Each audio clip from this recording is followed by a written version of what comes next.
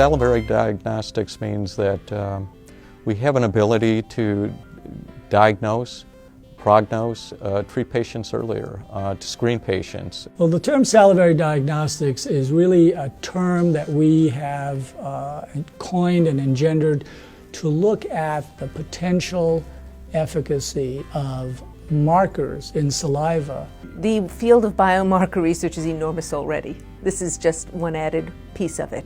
I mean, we've been doing biomarker research for over 20 years. So biomarkers is a way to look at these what I call constituents within saliva. These are genomic, proteomic, and metabolomic, and other information that constitute what I call diagnostic alphabets.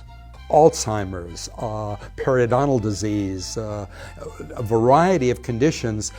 Some reflection of that is found in the blood and also found in saliva. If we can detect, using salivary diagnostics, diabetes and heart disease, this could be a real game changer in the healthcare field. The evidence is fairly strong. Again, early detection, well-managed diseases ends up in prolonged life. I think when you are able to detect a cancer early and cure it, individuals are able to live a much freer life in many ways. Patients going to be living longer. Will also be reducing medical costs. You know, most medical costs are really in the last year of life. One of the key attributes or characteristics of the salivary diagnostic technology is this issue of non-invasiveness. The classic diagnostic modems are a blood draw, a spinal tap, a urinalysis. Well, if you ask most people if they would like a needle in their arm or spit in a cup, they would prefer to spit in a cup. Salivary diagnostics can be really chairside, so point of care delivery where you'll get the information almost immediately.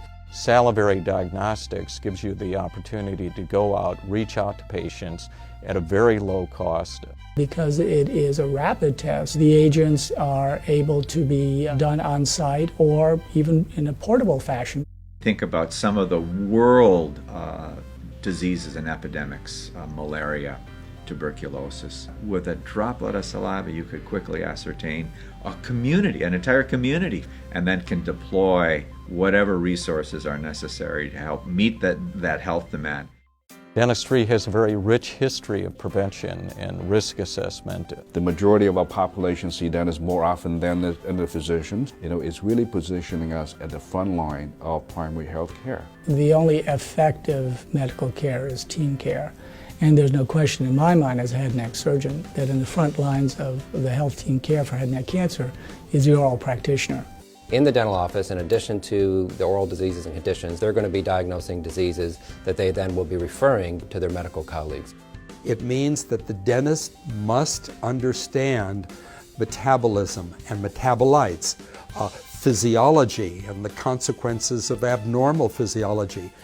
That requires a recalibration of dental education and then continuing education.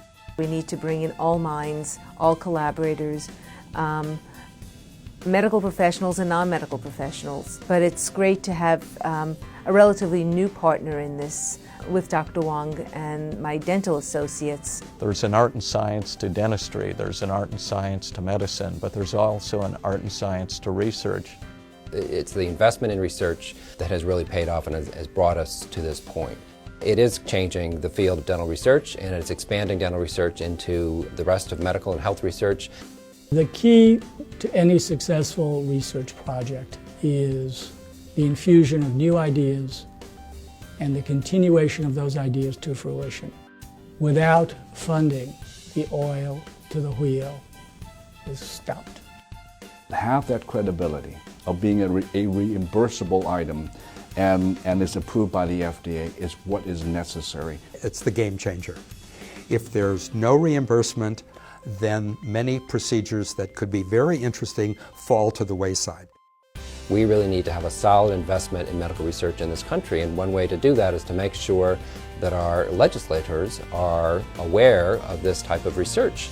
Academicians have to join in, insurance carriers, industry. We're all in the business of improving health. We could be looking at the real value of salivary diagnostic, enhancing our professional dentistry, and making medicine better. Family medicine, primary care, pediatricians, internal medicine will find this very, very attractive on a whole bunch of levels. This is a lifesaver. Early detection, early intervention saves lives. It's well documented, and we need to capitalize on it.